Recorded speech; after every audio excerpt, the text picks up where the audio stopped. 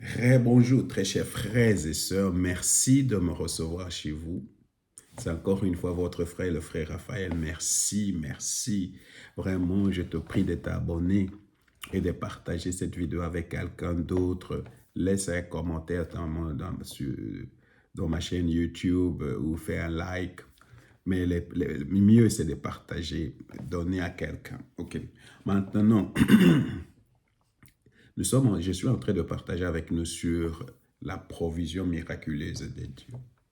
Alors, j'ai commencé par dire, surtout pour nous qui n'avons pas d'histoire et qui venons de familles peut-être sans histoire et sans avenir, et Dieu aime les gens comme ça. Parce que Dieu veut écrire une histoire avec toi. Dieu veut changer ta vie pour que personne ne dise, ne prenne la gloire de cela, ne dise j'ai fait ça, c'est parce qu'à cause de moi que telle chose est arrivée. Et ça, c'est ça mon expérience. Parce que Dieu prend les gens qui sont méprisés et leur donne des valeurs. Tout simplement pour que tout le monde voie que ça, c'est Dieu. Et ça, c'est mon expérience personnelle ici en Allemagne. Ça a été mon expérience personnelle partout où je suis passé, où je n'ai pas d'histoire, je n'ai rien à montrer.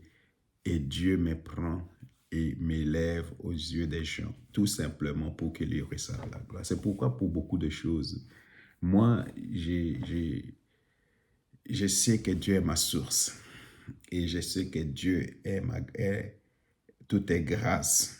C'est pourquoi je ne sais pas, il faut que je suis au milieu des vendus, tout simplement. Hein? Ça, c'est la première des choses. La deuxième chose, nous avons dit que Dieu a déjà donné des promesses dans sa parole pour pouvoir à nos besoins. Dieu veut pouvoir à nos besoins. Il le veut. Il est là. Il a dit, je vais pouvoir à vos besoins. Alors, nous avons lu cette promesse. Maintenant, je voulais montrer trois principes bibliques, comment Dieu peut pouvoir à nos besoins. Mais avant d'abord de commencer, je ne veux pas que cela ressemble à l'évangile de la prospérité. Dernièrement, là, j'ai vu, je ne sais pas, je ne sais pas, mais j'ai vu peut-être une prédication de pasteur Diallo, il parlait d'Allo, je pense, c'est comme ça qu'il s'appelle. Il parlait des églises du Congo qui sont vraiment, ou des églises africaines en général, hein, tout tourne autour de l'argent, tourne autour de l'argent. Et tu vas voir que le pasteur habite vraiment bien, roule carrosse, mais quand tu regardes les gens autour d'eux, tous ils sont pauvres. Ça c'est un abus. Hein? Ça c'est un abus, parce que les choses de Dieu, c'est pas comme ça. Alors moi, je ne parle pas de l'évangile de prospérité, ça ne m'a jamais passé à l'esprit.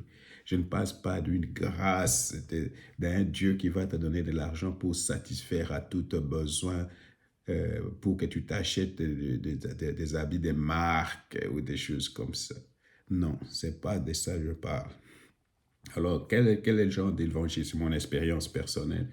Alors, c'est ce que moi j'ai vécu. C'est comme si tu donnes 100 euros à Dieu et Dieu va te donner une très grande Mercedes ou une très grande BMW ou une très grande Toyota ou une très grande maison. Alors, ça, ce sont les promesses souvent. Et alors, on dit, oh, alléluia, Dieu soit loué, des choses comme ça. Ça sont souvent des promesses où j'ai donné 100 euros ou 100 dollars à Dieu et Dieu m'a donné une très grande ville. Ça, c'est du mensonge. Ça n'a jamais existé. Ou alors, moi, je me méfie des gens comme ça. Je me méfie de la manipulation. Ça, c'est de la manipulation. Alors, beaucoup de chrétiens sont souvent manipulés à donner, à donner et à donner. Et vous constatez, ils ne peuvent même pas critiquer. Vous constatez que les choses pour lesquelles ils se donnent, ça n'avance même pas. C'est les pasteurs qui roulent bien et tout ça. Et ils se demeurent. Ça, c'est de l'exploitation et c'est un péché. Si vous donnez de l'argent comme ça, vous perdez votre argent. Parce qu'il faut se méfier de la manipulation spirituelle ou de ce que j'appelle la sorcellerie chrétienne.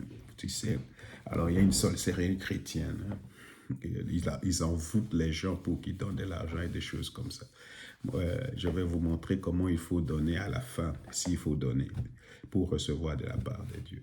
Alors, la première des choses qu'il faut savoir, la première façon que Dieu pourvoit pour nous, c'est que quand nous faisons la volonté de Dieu, Dieu va pouvoir pour nous. Je vais répéter cela. Si tu veux voir la provision divine de Dieu, il faut commencer à faire la volonté de Dieu, à faire ce que Dieu te demande de faire pour lui.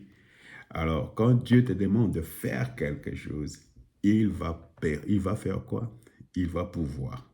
Il va pouvoir. Il va te donner le moyen pour cela. Alors, si Dieu te guide tes pas, il met toujours une provision sur ton chemin. Si Dieu il te guide, il te met à faire des choses pour lui, il va pouvoir lui-même pour toi. Alors, il y a un homme, un prédicateur important qui pour moi c'est un peu mon modèle. Alors, il s'appelle Derek Prince ou Derek Prince. Et il disait, si Dieu dirige quelque chose, il paiera aussi la facture. Si Dieu commande quelque chose, il doit payer la facture.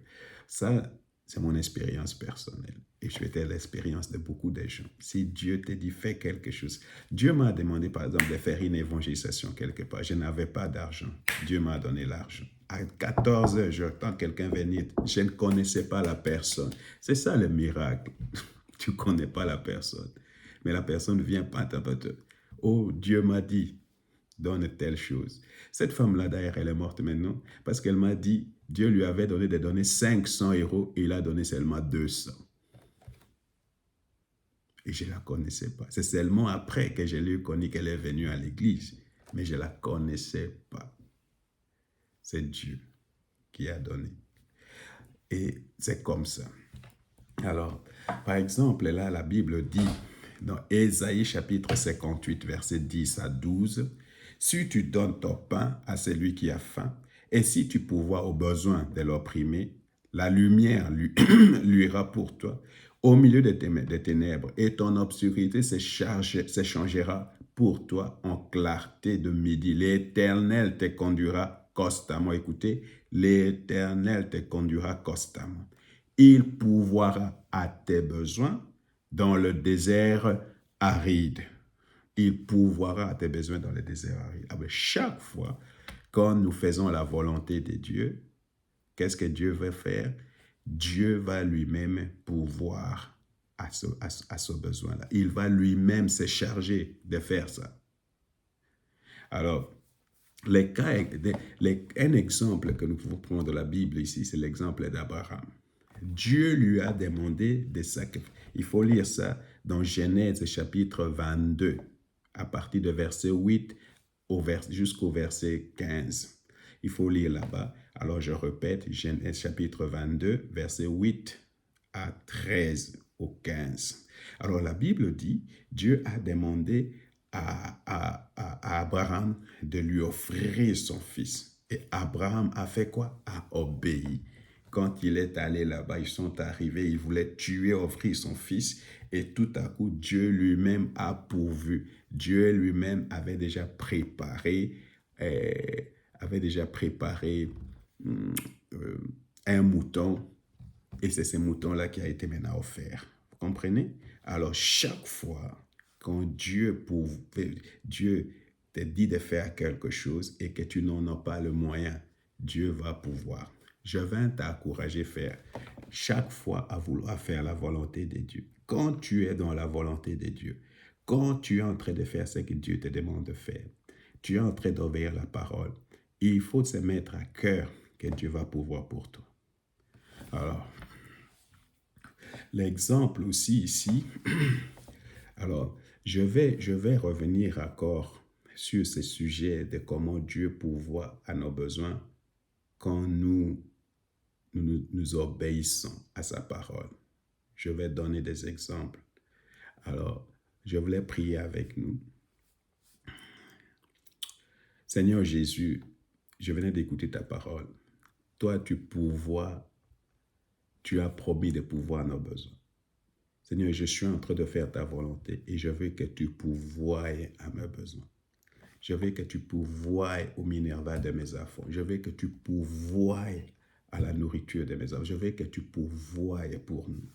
Merci Seigneur Jésus et que ton nom soit glorifié, que ton nom soit loué. Merci pour le témoignage que tu me donnes. Dans le nom puissant de Jésus-Christ, nous prions. Amen.